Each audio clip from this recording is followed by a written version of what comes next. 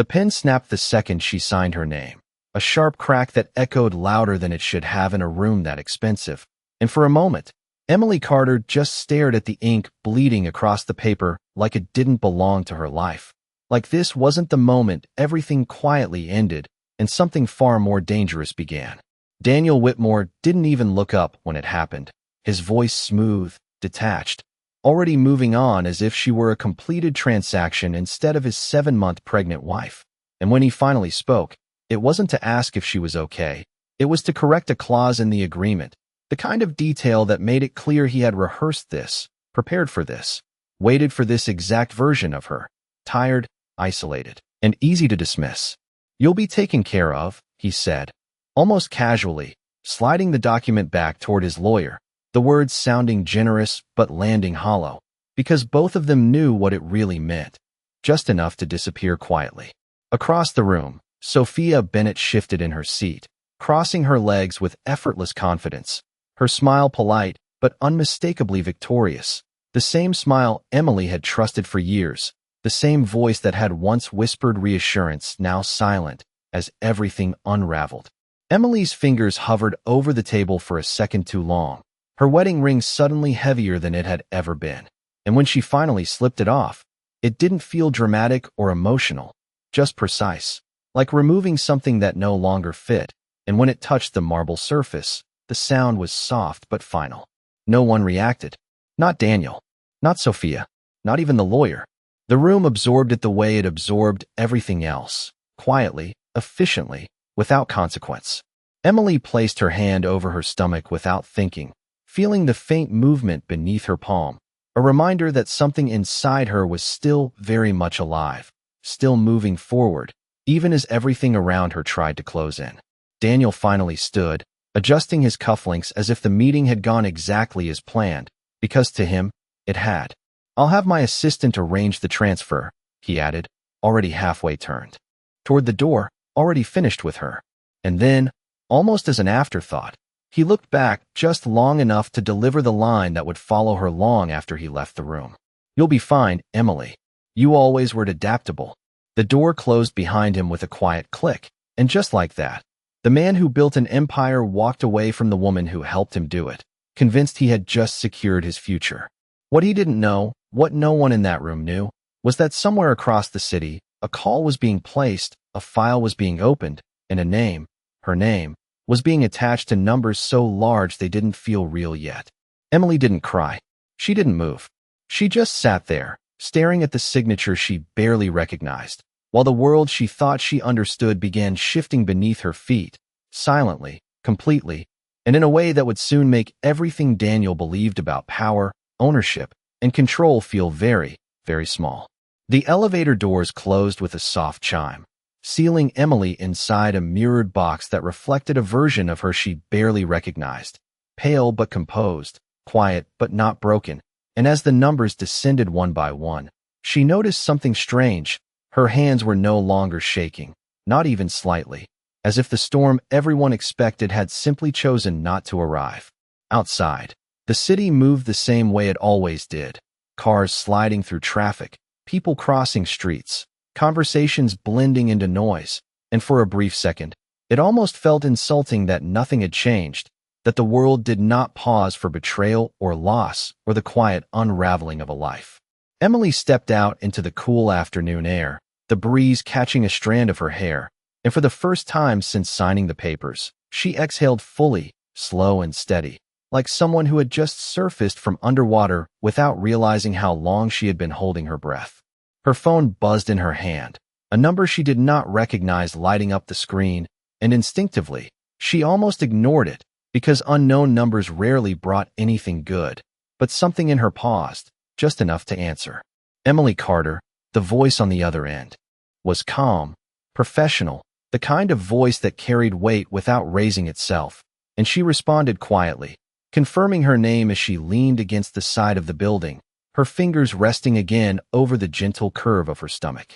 "This is Jonathan Reeves from Carter and Blythe Estates. I apologize for contacting you under these circumstances, but there are urgent matters regarding your family trust that require your immediate attention." Emily frowned slightly, the words not quite landing yet, not fully connecting to anything real, because as far as she knew, there was no trust, no estate, nothing that belonged to her beyond what she had just signed away. "I think you may have the wrong person," she said, her voice steady but distant, as if she were speaking about someone else entirely. There was a brief pause on the line, not awkward, but deliberate, and when the man spoke again, his tone shifted just enough to signal that he was about to say something that would not fit into her current reality. "No, Miss Carter, I am quite certain I do not. Your grandfather, William Carter, passed away early this morning. As his sole surviving beneficiary, you have inherited his estate in full." The words settled slowly, like pieces of a puzzle being placed without the picture on the box, and Emily blinked once, then again, her mind searching for context, for memory, for anything that could anchor what she had just heard, because the name was familiar, but distant, like a story from another lifetime she had never fully been part of. "I was not aware he was still alive," she admitted, and even as she said it, she realized how strange that sounded, how disconnected she had been from that entire side of her family for years. "Many people were not," Jonathan replied, not unkindly, just factual, and then he continued, his words measured, precise, each one carrying more weight than the last. "The estate includes multiple holdings, Ms. Carter, including international accounts, real estate, and controlling shares in several corporations. We estimate the total value to be in excess of $3.8 billion. This time, the silence that followed was different. Not empty, but full, dense with implications that had not yet fully formed, and Emily did not respond immediately, because there was no immediate response that made sense. Not when just an hour ago she had been told she owned nothing, not when she had signed her name believing she was walking away with barely enough to start over. Across the street, a black car slowed briefly before continuing on, unnoticed by everyone except her, and for reasons she could not explain, Emily watched it go, her thoughts aligning in a way they had not before, quiet but deliberate. "What happens next?" she finally asked, her voice lower now, more focused, and on the other end of the line, Jonathan Reeves allowed himself the faintest pause before answering, as if he understood that this was the exact moment everything shifted. "That depends entirely on you." Emily straightened slightly, her grip on the phone tightening just enough to feel real, and as she stood there, no longer inside the glass tower she had just left behind, something subtle but undeniable changed in the way she carried herself. Not louder, not sharper, just different, like a door had opened somewhere deep within her that she had never known existed, and for the first time since the pen snapped, Emily Carter did not feel like someone who had lost everything. She felt like someone who had just been handed the truth at exactly the moment it would matter most. The car arrived exactly 12 minutes later, black, polished, and silent in a way that suggested it did not wait for people. It expected them, and Emily hesitated for only a second before opening the door, not because she doubted what was happening, but because she understood that once she stepped inside, there would be no returning to the version of her life that had existed an hour ago. The interior smelled faintly of leather and something cleaner, sharper, like a place where decisions were made without hesitation, and as the door closed behind her, the city noise disappeared instantly, replaced by a quiet that felt intentional. She gave the driver the address Jonathan Reeves had texted her, a building she recognized but had never entered, one of those places Daniel used to point at when talking about power, about influence, about the kind of people who controlled outcomes instead of reacting to them.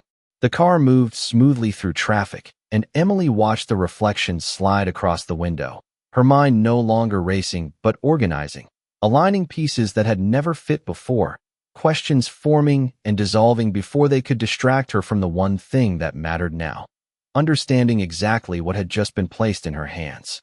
When they arrived, the building did not announce itself with grandeur, no flashing signs or unnecessary display, just clean lines, guarded entry, and a presence that felt solid, like it had nothing to prove. Inside, everything was precise, from the marble floors to the quiet efficiency of the staff who greeted her by name before she even spoke. And for the first time that day, Emily noticed how different this kind of power felt compared to the one she had just left behind, less performative, more absolute.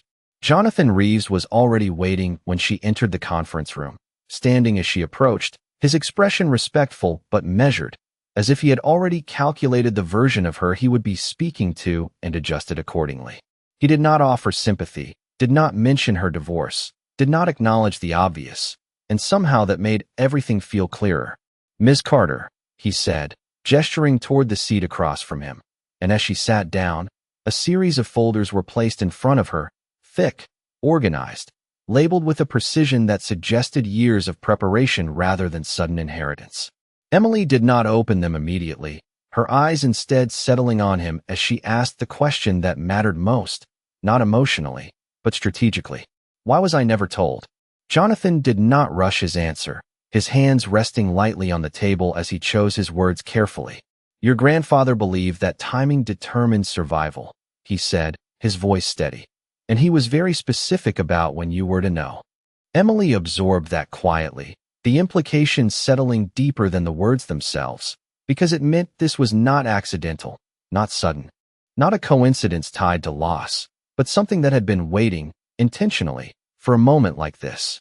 She reached forward then, finally opening the first folder, and what she saw did not overwhelm her, did not shock her the way it might have an hour ago. Instead, it confirmed something she had already begun to suspect, that the life she had been living was only a fraction of what had always been possible. Numbers filled the pages, structured ownerships, layered investments, and then, halfway through the second document, something familiar appeared, a company name she knew too well, Whitmore Holdings. Her eyes paused, not widening, not reacting outwardly, just stopping long enough to register the significance before continuing, and Jonathan noticed. Yes, he said quietly, not as a reveal, but as confirmation. Your grandfather maintained a controlling interest through a series of intermediary entities. It is now entirely under your authority.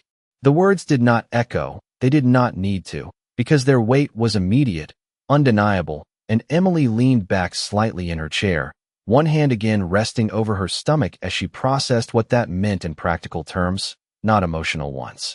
Just hours ago, she had been told she owned nothing, that she would need to adapt, to survive on what was given to her, and now she was being informed that the very foundation of the empire that had dismissed her was, in fact, hers to control. Outside the glass walls of the conference room, the city continued moving, unaware, unchanged, but inside, something had already shifted permanently, and as Emily closed the folder with deliberate calm, she did not smile, she did not react. She simply asked the next question, the only one that mattered now. How soon can we act? Jonathan Reeves did not hesitate, and that was the first answer Emily needed before he even spoke, because hesitation belonged to people who reacted, not to those who had already planned the outcome. Immediately, he said, sliding a single sheet across the table, thinner than the others but far more precise, and Emily glanced down, recognizing the structure of it instantly, not because she had seen it before, but because it mirrored something she had just signed, only this time the power flowed in the opposite direction. It was not emotional, not personal, just legal authority distilled into a few paragraphs that could quietly alter everything without raising a single voice. Your position grants you the ability to initiate a strategic review of all executive decisions, Jonathan continued, his tone even, including asset allocation, internal contracts, and leadership authority. Emily let her eyes move across the page, not rushing, not reacting, just reading, absorbing, calculating, and somewhere between the lines, the reality became clear in a way that did not need explanation. Daniel had believed he was closing a chapter. In truth, he had just stepped into one he did not control. What happens if I sign this? She asked, her voice calm but precise, and Jonathan met her gaze directly. The board is notified within the hour, he replied, and all major financial movements require your approval until the review is complete. Emily nodded once, not because she needed clarification, but because the structure made sense, clean, controlled, and irreversible in all the ways that mattered. Outside, the light shifted slightly as the afternoon moved forward, but inside the room, time felt contained, focused entirely on the decision in front of her. Her fingers rested lightly on the paper, not gripping, not trembling, just there, steady, and for a brief moment, a memory surfaced without invitation, Daniel's voice earlier that day, confident, dismissive, certain of its truth. You will be fine. You always were adaptable. The words lingered just long enough to be acknowledged, and then they disappeared, replaced by something quieter but far more decisive. Emily picked up the pen. This time, it did not shake, it did not hesitate, and when she signed her name, the motion was smooth, deliberate, the kind of movement that did not ask permission. Jonathan did not interrupt, did not comment. He simply watched as the final line was completed, and when Emily set the pen down, the shift was complete, not visible, not dramatic, but absolute. "Prepare the notification," she said, her tone unchanged, as if this had always been the plan, as if nothing about the day had surprised her. Jonathan inclined his head slightly, already reaching for his phone, already executing. "There is one more thing," he added, pausing just long enough to ensure it mattered, and Emily looked up, her attention sharp. "Mr. Whitmore has scheduled a private event this weekend," Jonathan continued. "A formal announcement, from what we understand." Emily did not ask what kind of announcement. She did not need to. The timing, the context, the details all aligned too easily. A wedding, likely public, controlled, designed to reinforce his narrative before anyone could question it. She leaned back slightly, her hand once again resting over her stomach, feeling the steady presence beneath her palm, grounding, constant, and for the first time, there was the faintest shift in her expression, not a smile, not satisfaction, just recognition. "Good," she said quietly, and Jonathan's gaze flickered for a fraction of a second, not confusion, but understanding. "Then we will attend." The decision landed with a quiet certainty that did not need emphasis, because it was not about confrontation, not about emotion. It was about timing, placement, and control, the same principles that had shaped everything she had just inherited. Across the city, Daniel Whitmore was likely preparing for a celebration, confident in the version of the story he believed he had secured, unaware that the structure beneath him had already begun to shift, piece by piece, approval by approval, until the moment arrived when it would all become visible at once. And Emily, sitting in that silent room with documents worth more than anything she had ever imagined, did not rush, did not react. She simply prepared, because she understood something now that she had not understood before. Power was never about who spoke the loudest. It was about who chose the moment everyone else was forced to listen.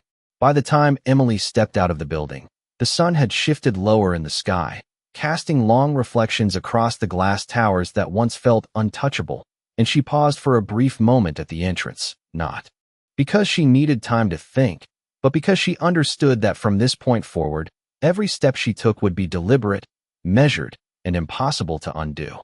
Her phone vibrated again, this time not from an unknown number, but from a name she recognized immediately, Sophia Bennett, and for a second, the screen lit up with that familiar identity, a reminder of a version of trust that no longer existed, and Emily simply looked at it without answering, letting it ring until it stopped on its own. A second message followed almost instantly, shorter, more direct, asking where she had gone, asking if everything was finalized, asking questions that assumed Emily was still operating inside the same reality they had just left behind. Emily locked the screen without replying, her silence not emotional, not reactive, just intentional, because there was nothing left to explain. Across the street, a storefront window reflected her image again, but this time the difference was undeniable, not in her expression, which remained calm, but in the way she held herself, as if something invisible had shifted into place beneath the surface, aligning everything into quiet control. The car door opened before she reached it, the same driver waiting without question, and as she settled into the back seat, she did not give an address right away, instead taking a moment to look out at the city that had just witnessed the quiet collapse of one version of her life and the precise construction of another. "Where to, ma'am?" the driver asked, his tone respectful, neutral, and Emily finally spoke, her voice steady. "Home," though the word carried a meaning that had already begun to change. The drive was shorter this time, familiar streets passing by with a clarity she had not noticed before, every detail sharper, more defined, as if her mind had cleared space for something new, something larger than the life she had been navigating until now. When the car pulled up to the house, the place Daniel had once called theirs, Emily stepped out without hesitation, her gaze moving across the front of the property, the perfectly maintained exterior, the quiet signs of wealth that had always felt like security but now revealed themselves as something else entirely, something conditional. Inside, the air felt still, untouched since she had left earlier that day, and for a moment, the silence wrapped around her in a way that might have felt overwhelming before, but now it simply existed, neutral, waiting. She walked through the living room slowly, her hand brushing lightly against the back of a chair, not lingering, not holding on, just acknowledging the space for what it was, temporary. Her phone buzzed again, but this time it was Jonathan, a short message confirming that the board had been notified, that the review was active, that all executive transactions were now under restriction pending her approval, and Emily read it once before placing the phone down on the counter, the information settling into place without urgency, because she understood exactly what it meant. Somewhere, Daniel would be informed, not immediately, not in a way that disrupted his evening, but soon enough that the first signs of change would appear, subtle at first, then impossible to ignore.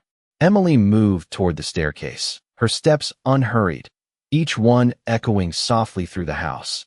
And as she reached the top, she paused outside the bedroom door, not out of hesitation, but out of clarity, because this was the last space that still held the weight of who she used to be.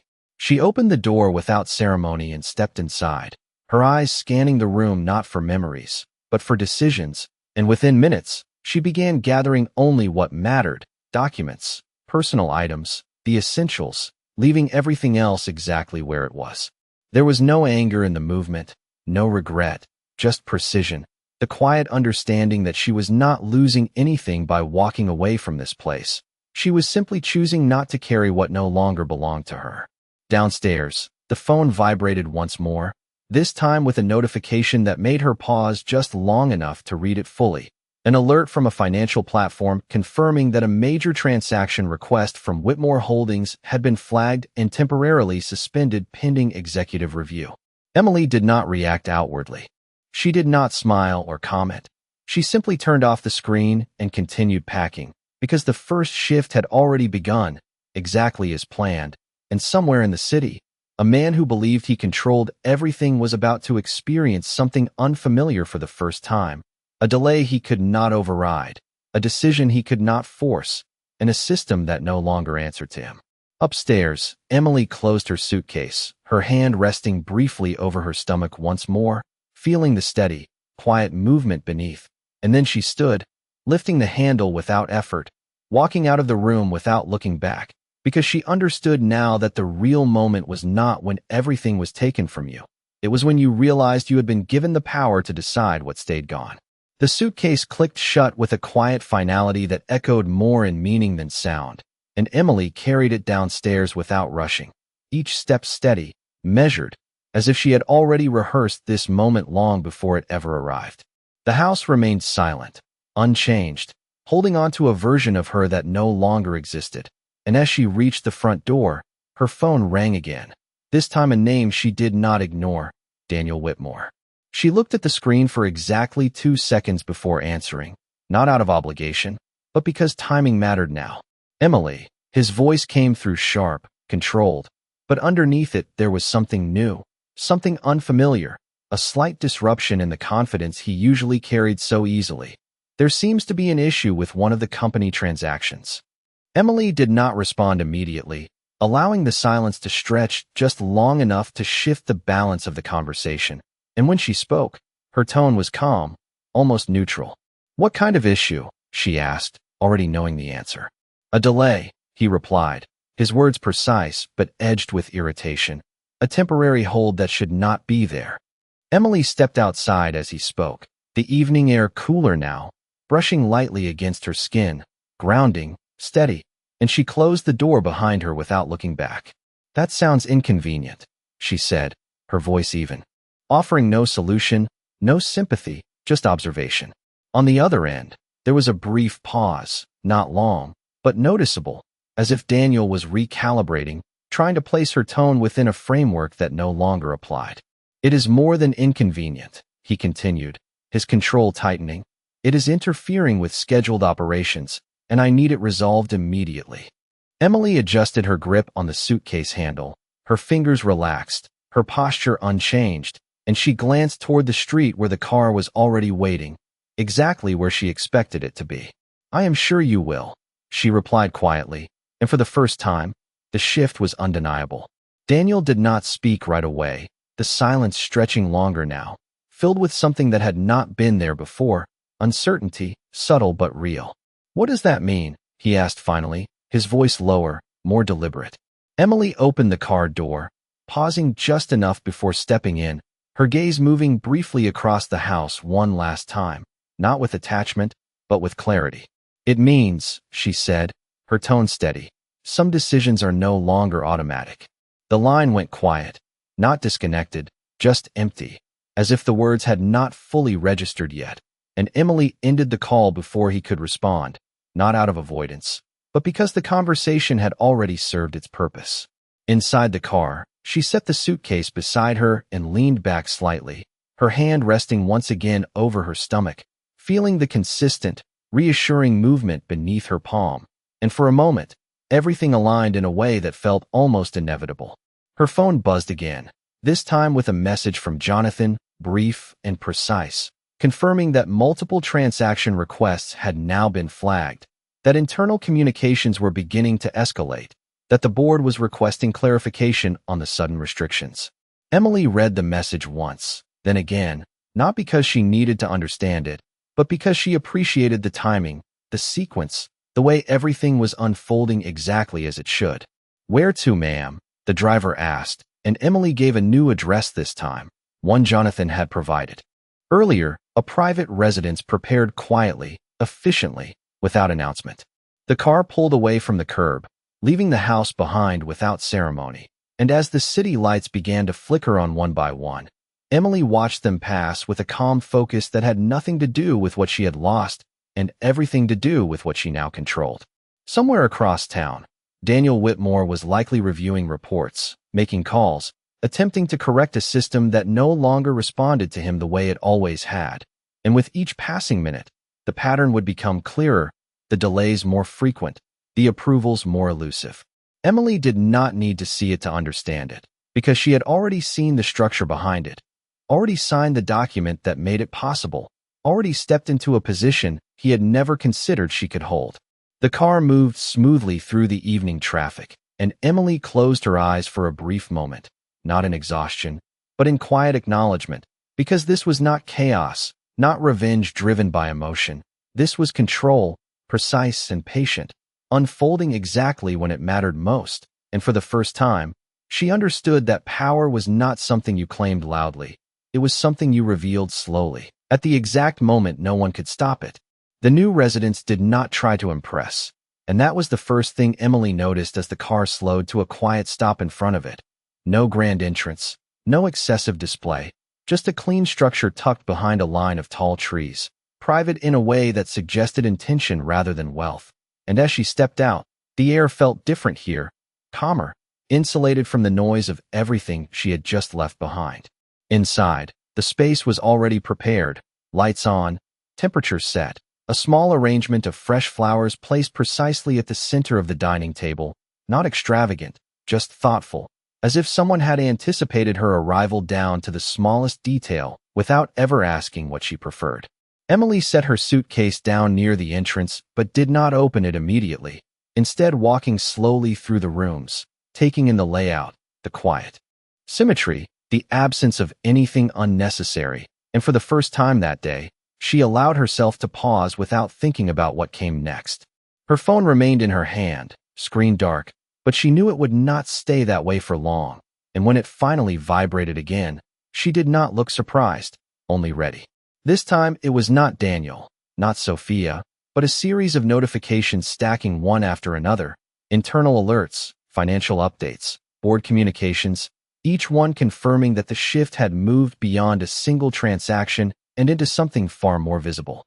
A second message followed from Jonathan, more detailed this time, explaining that multiple department heads had requested clarification, that certain accounts were now under review, that executive access levels were being questioned in ways that had never happened before. Emily read each line carefully, not reacting, not rushing, just absorbing the rhythm of it. Because this was the moment when control stopped being theoretical and became operational. Across the city, Daniel Whitmore was no longer dealing with a delay. He was facing a pattern, one that repeated itself across different systems, different departments, each interruption small on its own, but impossible to ignore when viewed together, and Emily could almost see it unfolding without needing to be there. The calls, the meetings, the attempts to override what could not be overridden anymore. She walked toward the window, looking out at the quiet street beyond the trees, her reflection faint against the glass, and for a moment, she studied it, not searching for who she used to be, but recognizing who she had become in a matter of hours. The phone rang again, and this time she answered before the second ring could finish, not because she needed to, but because she chose to. "Emily," Daniel's voice came through again, but the difference was no longer subtle. The edge was sharper now, the control thinner. "What is going on?" It was not a question he was used to asking, and that alone shifted the balance further than anything she could have said. Emily turned slightly, resting her hand once more over her stomach, grounding herself in something constant as everything else shifted around her. "You are experiencing a review," she said calmly, her voice even, as if she were explaining something routine, something expected. There was a pause on the other end, longer this time, filled with the sound of someone trying to connect pieces that had never been meant for him to see. "That is not possible," he replied, the certainty in his voice no longer absolute, just asserted. Emily did not argue, did not correct him. She simply let the silence settle before responding. "It already is," she said, and there was no emphasis, no satisfaction, just fact. The line went quiet again, and for a moment, neither of them spoke, because the truth did not require elaboration. Somewhere in that silence, Daniel began to understand that this was not a temporary issue, not something he could fix with a call or a signature. This was structural, deliberate, and entirely outside of his control. "We need to talk in person," he said finally, his tone shifting, less commanding now, more measured, as if he were approaching something he did not fully understand. Emily glanced around the room once more, the calm space, the controlled environment, the absence of anything that belonged to him, and she made her decision without hesitation. "We will," she replied, her voice steady, "this weekend." Another pause followed, but this one carried something different: anticipation, uncertainty, and a realization that whatever happened next would not follow the script he had written. Emily ended the call gently, placing the phone down on the table beside her, and for a brief moment, she stood still, listening to the quiet around her, feeling the steady movement beneath her hand, and understanding that everything was now in motion exactly as it needed to be. Outside, the street remained calm, unchanged, but inside, the balance had already shifted completely, and for the first time, the man who believed he controlled the narrative was waiting for an outcome he could not predict. The ballroom shimmered with controlled perfection, crystal chandeliers casting precise reflections across polished marble floors while soft music drifted through. Conversations that sounded expensive even when they were meaningless, and Emily stepped out of the car without hesitation, her presence unnoticed at first, just another guest arriving at an event designed to celebrate certainty. Inside, everything was exactly as expected, carefully curated, strategically arranged, a room filled with people who believed they understood power because they had spent their lives orbiting it, and at the center of it all stood Daniel Whitmore, composed, confident, speaking with the ease of a man who believed this night confirmed his future. Beside him, Sophia Bennett smiled effortlessly, her posture flawless, her expression controlled, the image of success built on a foundation no one in the room questioned, because no one had reason to. Emily moved through the entrance slowly, not drawing attention, not announcing herself, just stepping into the space as if she had always belonged there, her dress simple but precise, her presence quiet but impossible to dismiss once noticed. A few heads turned, not immediately recognizing her, because the version of Emily they remembered did not carry herself this way, did not walk with that kind of stillness, that kind of certainty, and the shift created a moment of hesitation that spread subtly through the room. Daniel saw her last, which was exactly how it needed to happen, his conversation stopping mid-sentence as his gaze locked onto her, confusion flickering first, then disbelief, then something deeper as realization began to take shape. Emily did not rush toward him, did not react to the attention building around her. She simply continued walking until she stood within the space he controlled, or believed he did, and then she stopped, her eyes meeting his without tension, without anger, just clarity. "Emily," he said, her name landing differently now, no longer dismissive, no longer final, just uncertain, and Sophia turned beside him, her expression shifting just enough to reveal that she had not expected this. Not like this, not here. The room quieted without anyone asking it to, conversations fading as attention focused on the unexpected interruption that did not feel like an interruption at all, more like something inevitable finally arriving. Emily let the silence settle before she spoke, her voice calm, measured, carrying just enough to be heard without effort. "I believe there are a few matters that require clarification," she said, and as the words left her, a man stepped forward behind her, Jonathan Reeves, his presence subtle but unmistakable to those who recognized influence when they saw it. He did not address the room, did not introduce himself. He simply handed a set of documents to Daniel, and the shift was immediate, not loud, not dramatic, but undeniable. Daniel took the papers automatically, his confidence still present but thinner now, his eyes scanning the first page, then the second, and with each line, the structure he had relied on began to fracture in a way that no one else could yet see but him. "This is not accurate," he said, but the words lacked the certainty they once carried, because even as he spoke them, he understood that they were not a denial, they were a delay. Emily did not respond to the statement. She did not argue. She did not explain.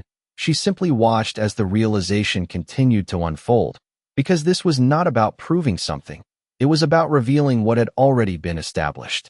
Around them, the room shifted subtly, whispers forming at the edges, attention sharpening as people began to sense that something larger was happening beneath the surface of what had been presented as a celebration. Sophia stepped slightly closer to Daniel, her composure holding but her eyes searching his face for reassurance he could no longer provide, and for the first time, the balance between them changed in a way no one could ignore. Emily rested her hand gently over her stomach, her posture unchanged, her presence steady, and as she stood there, she did not look like someone reclaiming anything. She looked like someone who had never lost it to begin with. "You should read the final page," she said quietly, not instructing, not demanding, just offering the moment he could not avoid, and as Daniel turned to it, the silence deepened, the kind that settles before something irreversible becomes visible to everyone in the room. Daniel's eyes stopped on the final page, and for a moment, everything else in the room disappeared. The conversations, the music, the quiet shifting of people trying to understand what they were witnessing, all of it fading behind the single realization forming in his expression, not sudden, not explosive, but slow, undeniable, and impossible to reverse. His hand tightened slightly around the document, not enough to draw attention, but enough to reveal what he could no longer conceal.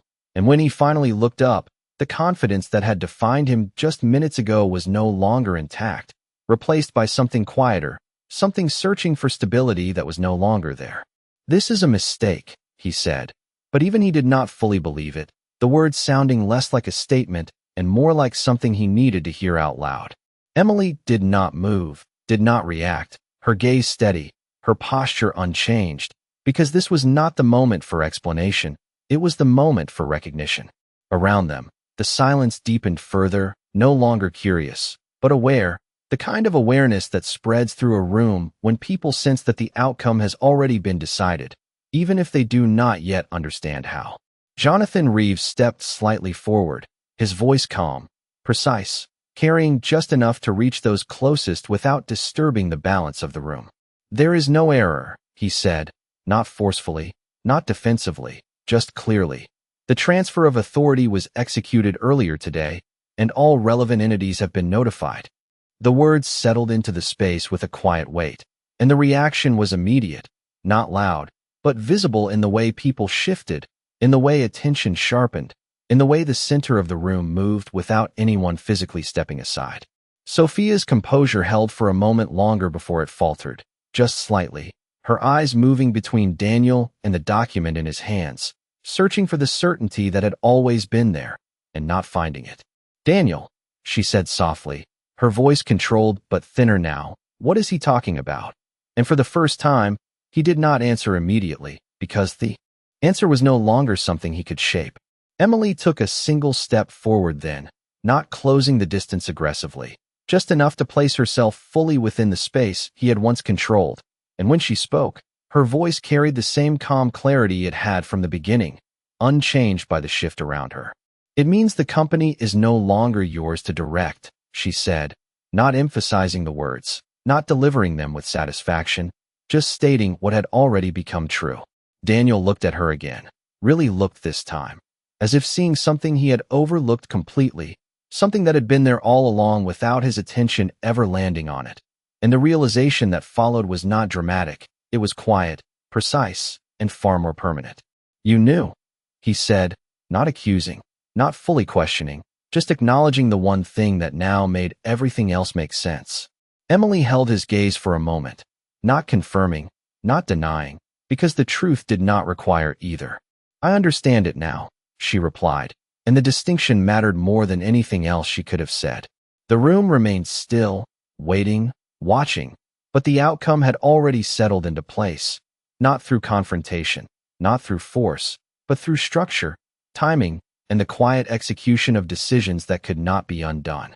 Emily shifted her attention briefly, her hand resting once more over her stomach, the steady movement beneath grounding her in something beyond the moment, and then she stepped back, not retreating, just disengaging, because there was nothing left to prove. Jonathan collected the documents without urgency, his presence as controlled as it had been from the start, and together, without announcement, without drawing attention, they turned toward the exit. No one stopped them. No one spoke. Because everyone in that room understood something without needing it explained, that the balance had already changed, that the power they thought they were witnessing had never truly belonged where they believed it did. Outside, the night air felt cooler, quieter, and Emily paused only briefly before stepping into the car, not looking back, not checking for reactions, because the moment behind her no longer required her presence. As the door closed and the car began to move, the city lights reflecting softly against the window, she rested her hand over her stomach again, her expression calm, her thoughts steady, and somewhere behind her, a man who had believed he owned everything was standing in a room full of people, holding a document that proved he never truly did, and learning, perhaps for the first time, that some losses do not come with noise. They arrive in silence, and stay that way long after everything else fades.